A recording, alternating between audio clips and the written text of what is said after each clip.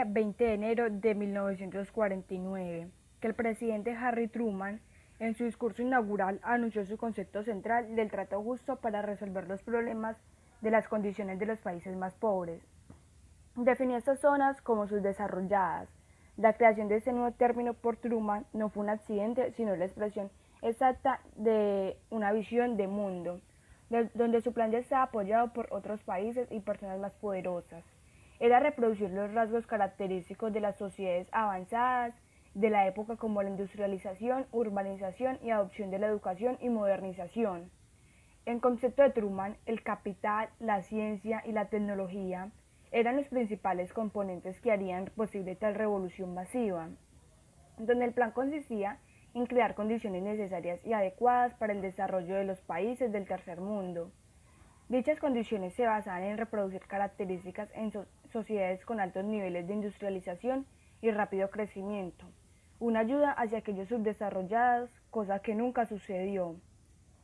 De acuerdo con Arturo Escobar, el desarrollo erróneamente se ha basado en el sistema de conocimiento del occidente moderno, desplazando los sistemas de conocimiento no occidentales, que se oponían a los pensamientos economistas, contrarraciales, alternativas para orientar la acción social, y de esto mismo hablaremos del concepto de construcción y de construcción, del desarrollo que, como venía diciendo, fue creado como forma económica para visualizar quiénes son desarrollados y quiénes no. El concepto de construcción y construcción vendría siendo la manera de cómo se decía en el acuerdo de Truman, que para llegar a ser desarrollados tenían que pasar por procesos dolorosos, en este caso quitar sus culturas y hábitos para reconstruir nuevas culturas, pasando a un régimen de representación, que gracias a esta construcción y deconstrucción se vieron perjudicados, ya que produjeron lo contrario: hubo más hambruna, violencia, subdesarrollos masivos, explotación y opresiones, haciendo ver a aquellas personas subdesarrolladas como los malos, ya que la crisis de la deuda, la creciente de la pobreza y desnutrición son apenas los síntomas más patéticos del fracaso durante esos 50 años de supuesto desarrollo. En el régimen de representación tenemos el africanismo, orientalismo y desarrollismo, finalizando en los años 70 los conflictos entre Asia, África y Latinoamérica. Eran las grandes extensiones de la naturaleza, ya que era un énfasis económico abundante, el cual se pueden ver cómo acabaron con sus culturas e hicieron verlos como los más pobres, tanto de pensamiento como económico.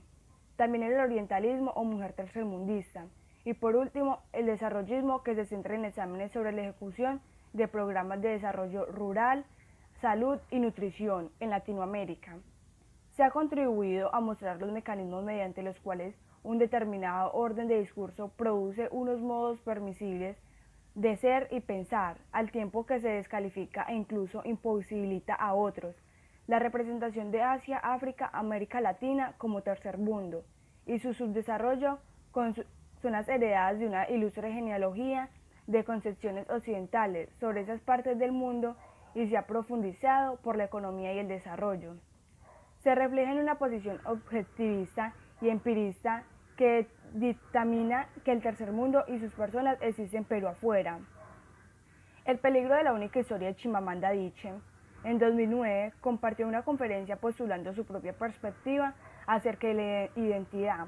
Contó que a los 7 años escribía historias con personajes blancos y de ojos azules, ya que leía libros infantiles ingleses y estadounidenses, demostrando cuán vulnerables somos ante una historia. A los 19 años fue a una universidad en Estados Unidos. Su compañera sentía lástima por ella por el solo hecho de saber que era africana. Según Chimamanda, su compañera debió crecer escuchando diferentes versiones de una única historia acerca de los africanos. Un profesor de ella dijo que la novela de Chimamanda no era auténtica africana, ya que sus personajes conducían vehículos y no morían de hambre. Los estereotipos hacen historia una única historia. Tenemos que entender que no hay sola historia para algo. Podemos concluir que la identidad depende de diversos factores como la religión, el género, la ciudadanía y la profesión. Es incorrecto juzgar o generalizar sin antes haber tomado en cuenta esos 4 factores. También Chimamanda afirma que es posible que a través de un comentario recurrente acerca de un individuo se creen estereotipos, y eso conlleva una identidad poco precisa y errónea ante los ojos de las personas. En muchos casos es imposible atribuir a una única identidad a un grupo amplio de personas, pues existen diversas culturas, orientaciones religiosas, sexuales y entre otros conceptos. Chimamanda nos dice que el poder es la capacidad no solo de contar la historia de otro, sino hacer esa historia sea distinta, o sea, definitiva, el cual la única historia es como mostramos un pueblo como una cosa y otra vez haciendo que ese sea una sola historia. La individualidad consta de hacerse uno mismo y tener juicio propio, sin ser influenciado o persuadido por terceros. La meditación, la conciencia y los principios morales juegan un papel fundamental a la hora de tomar decisiones. Si el norte fuera sur. En esta canción nos cuentan que el norte, es decir, la potencia mundial de Estados Unidos, en otras palabras, tiene todo, sin embargo no ha pagado nada, no tiene deudas, es decir, todo lo que tiene, todo a cuesta de países subdesarrollados y en vía de desarrollo. Además nos cuenta que aunque la potencia mundial nos invita a hacer cosas que no debemos, en la potencia esas cosas que no se practican allá. Es decir, que nos hacen ver las cosas de una forma distinta, que nos incita a hacer cosas que no queremos y que nos hacen creer que necesitamos y queremos hacer eso. Es decir, engañándonos completamente mediante la publicidad de prensas amarillistas, los estereotipos y otras cosas las cuales poco a poco han adentrado en nuestras mentes. En la canción hay una frase que dice: las barras y las estrellas se adueñan de nuestra bandera y nuestra libertad no es otra cosa que una ramera, haciendo alusión a los países en vía de desarrollo como Colombia, están siendo controlados por Estados Unidos y que la libertad de sus habitantes es venida como si fueran algún producto o servicio, de una forma barata. Por eso la metáfora de la ramera, ya que es así de fácil comparar la libertad de otros países subdesarrollados, que son el patio trasero de los países desarrollados, y no actúan siendo cada vez más sometidos y controlados. En la canción nos dice que si el norte fuera sur, todo sería diferente, ya que los estereotipos, por ejemplo, de una mujer de ser alta, flaca, blanca, cambiaría a ser una mujer morena y de estatura baja. Sin embargo, nos dicen que seríamos iguales o peores a los habitantes del norte. Además, nos dicen que si el norte fuera fuerza, el sur sería la misma porquería, ya que seguiríamos siendo y recreando daños irremediables a otras personas, culturas, regiones, países y acabando así como el mundo sin dejar posibilidad de vida de generaciones futuras. Me parece que los temas que toca la canción, los cuales son los países desarrollados en vía de desarrollo y subdesarrollo, la globalización de las hambrunas, la pobreza, los estereotipos, la publicidad, entre otros más, los cuales está sufriendo Colombia a causa de ser el patio trasero de Estados Unidos, en conjunto de otros países, son demasiado importantes porque son temas de actualidad, porque en Colombia debemos generar cambio, concientizarnos y reflexionar, para no acabar con nuestra propia gente, con nuestro medio ambiente, para mejorar y poder acabar con los problemas como la hambruna, el desempleo y la pobreza, y así avanzar. Además me parece que el camino y debemos recorrer tiene como nombre el desarrollo sostenible, ya que solo podemos mantener lo que la sociedad, naturaleza y futuro conviviendo en paz. Además, si haremos posible este país rico en recursos naturales. Visibilidad, estereotipos de la mujer. Por medio del poder del discurso somos dominados y por el cual se van creando estereotipos, los cuales nos da una perspectiva de pensamientos como el de la mujer tercermundista, sea vista fracasada. Esos estereotipos nos hacen ver a la mujer de que solo sirven para ser amas de casa o una mujer de campo. En el quinto capítulo de La invención del tercer mundo se da a conocer que la gran parte de la bibliografía feminista son representadas como mujeres con necesidades y problemas carentes de pensamiento y libertad, de lo cual surge la fama del mujer promedio, la cual hace una falta de reconocimiento hacia cierto tipo de mujeres, al igual a la mujer occidental. Al principio de la Edad Media e incluso el Renacimiento era una mujer de objeto de opresiones. Tras su crecimiento intelectual y social, las mujeres occidentales comenzaron a reclamar sus derechos perdidos, lo cual empezaron los movimientos de defensa de los derechos de la mujer como movimientos feministas para alcanzar derechos iguales que los hombres. Allí se crearon estereotipos de recrear las mujeres occidentales como mujeres primermundistas. Nosotros como sociedad otorgamos el estatus y los vamos haciendo de acuerdo a lo que tenemos. Las necesidades sociales van creando un estatus de acuerdo a quiénes somos, qué tenemos y qué nos hace falta. Lo más importante para una sociedad donde el respeto se basa en el reconocimiento es tener y ser. y esto va creando desigualdades. El libro del respeto. Según el documento El respeto, se basa en prestigio y reconocimiento. Para tener ese reconocimiento o prestigio debemos ser autónomos y que ha de ser tenido en cuenta ser miembro de un mundo común. La falta de respeto es el no contar calificadamente con personas que tienen un nivel o un estatus más altos y un buen prestigio. La mentalidad y la forma de ver las cosas a nuestro alrededor nos ayuda a mejorar nuestra calidad de vida. Si nos basamos en el primer capítulo del documento El respeto, nos damos cuenta cuando la mujer llega a Cabrini Green. Ella ve que no es un lugar adecuado y se hace la idea de que debe salir adelante, cambiando su mentalidad para poder salir de aquel lugar. La madre de Richard se comporta como una mujer renovada, actual, con un ejemplo de fortaleza en la capacidad para superar las adversidades ante la discriminación. A pesar que se considere una sociedad igualitaria, en el libro La invención del tercer mundo se ve una mujer que puede desempeñarse y ejercer con equidad, como se ve la madre de Richard. La necesidad social que afronta una desigualdad entre relaciones sociales, donde el respeto nos inquieta a todos. Desde nuestra niñez nos empiezan a mostrar cómo nos ven. Por ejemplo, las viviendas sociales de Cabrini Green se analizan y hay algunos factores que hacen que el respeto sea difícil de obtener, donde observamos las formas degradantes que se ve y nos dan a entender la agudeza de la movilidad social.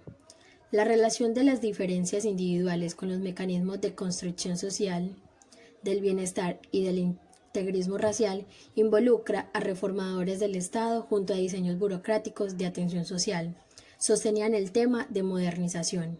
La construcción de asistencia social, donde se mantenía presente, donde consistía en el crecimiento del voluntariado para remediar la asistencia de la comunidad, se promueve la movilidad social un poco avergonzada, aunque firme a lo que se hace. Esto queda desplegado en la forma de amor propio que se encuentra experimentado la fragilidad, donde da un modelo de organización. De esta manera realista las cosas, busca una estrategia argumentada de insuficiente desconstructiva. Hay un desarrollo que presenta una genealogía afectiva hasta el punto de llegar a las fuentes del respeto. Esos aspectos sociológicos marcan una cierta historia, donde hay condiciones y otras formulaciones de pensamiento moderno y del trabajo, el cuerpo. Son construcciones que anudan la condición humana en su realización como tal. Son proyectos que involucran los recursos de acción personal.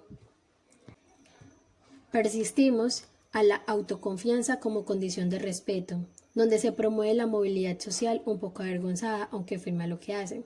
Esto queda desplegado en la forma de amor propio que se encuentra experimentado la fragilidad. Entonces da un giro de carácter hacia afuera del mundo, a practicar intercambios. ¿Cómo entender los grandes sucesos del siglo XXI? Conferencia de Diana Uribe. Durante los procesos históricos que se vivieron tras la Guerra Mundial, muchos países quedaron consternados con estos hechos. Los grandes cambios a niveles personales y políticos de todos los países involucrados, más que todo Alemania, sufrieron grandes cambios al interior de sus naciones, que hoy en día aún se ven parte de esas repercusiones en el mundo. Esos sucesos marcarían hechos históricos a nivel de toda Europa, que darían paso al segundo. Así, nuevamente, con sus entendimientos y representamiento, por la Primera Guerra Mundial se haría la Segunda Guerra, aunque desde el principio de la Primera Guerra Mundial se llamó la Gran Guerra, puesto que los países combatientes no pensaron que habría una Segunda Guerra. Tras lo sucedido y los grandes cambios al interior de todas las naciones, las grandes potencias empezaron su carrera de expansionismo, lo que es conocido por el mundo entero como la Revolución Industrial.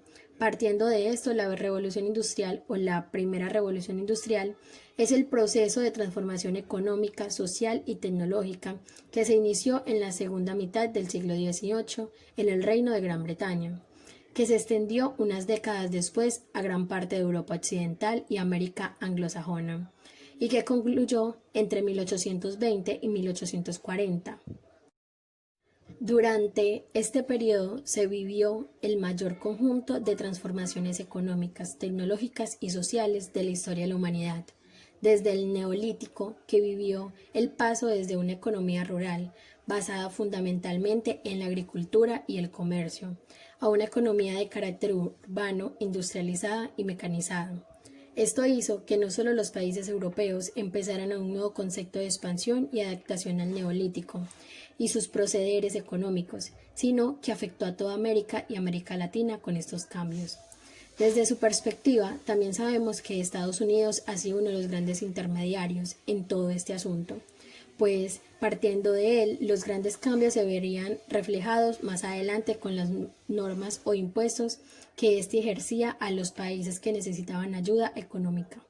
En aquel entonces, y que hoy en día se puede ver claramente reflejado con mucha mesura y exactitud en países más que todo en América Latina. Así pues, tras lo sucedido en estas dos guerras pasamos a lo que fue el expansionismo de algunos países y acelerada carrera de crecimiento interior. Naciones enteras empezaron a consolidar sus bases políticas e infraestructura con nuevos cimientos y algunos se separaron de sus repúblicas para hacer una república independiente.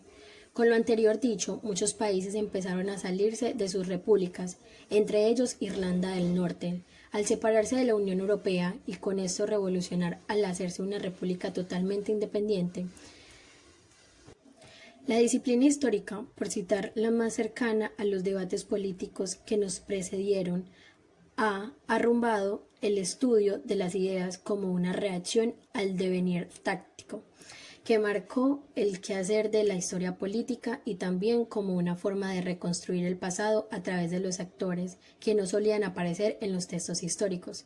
La nueva historia social o cultural, como es denominada esta matización de la precedente historia de las mentalidades, sucumbe el afán democratizador de los hechos empíricos al pretender reformular los acontecimientos y las ideas gracias a los sujetos, convertidos en los creadores por intérpretes de hechos como el nacional o las transformaciones sociales. Sin negar esta vertiente interpretativa de los actores históricos, creo que este olvido de las ideas y concretamente de las ideas políticas, la conferencia tiene una clara intención didáctica y a la vez polémica, aunque en muchos casos los autores tengan una preferencia ideológica marcada, sin que ello reste la veracidad a los planteamientos. En sí, ¿qué ha cambiado en las ideologías del siglo XXI? Las ideologías clásicas, los nuevos movimientos sociales y retos para la democracia en el siglo XXI. El papel de las ideas políticas en la actualidad, su carácter o no de ideologías en los proyectos determinados, será analizada a través de las supuestas crisis del liberalismo político, que no el económico, y de la caída del socialismo real en lo que fue la Unión Soviética. La sustitución de las ideologías por movimientos sociales, el descentramiento del mundo, gracias a la desaparición de las metas, relatos de la modernidad, propuestos por las visiones posmodernas, el multiculturalismo o la idea de pensamiento único, entendido como acción pragmática sin soporte ideológico y sin horizonte de aplicación definido. Permean los ensayos para cuestionar si la crítica a la labor política o el papel de las ideas en su pretensión local o universal no es parte del mismo engranaje criticado. En conclusión, la historia de las ideas o la filosofía política, al igual de cualquier ideología, no son la base para la construcción de sociedades más justas. Sin embargo, para realizar el intento se debe conocer cuáles son los antecedentes del pensamiento que permea la vida de los seres humanos, en forma de discurso o de acción política. Es una herramienta precisa para sintetizar buena parte de las ideas del mundo contemporáneo y es también un acicate para quienes deseen adentrarse en la arqueología del pensamiento político. La labor no es de toda sencilla, pero en el intento está la certeza de construir propuestas razonadas, discurso coherente y sobre todo de asentar en la crítica la factibilidad del futuro.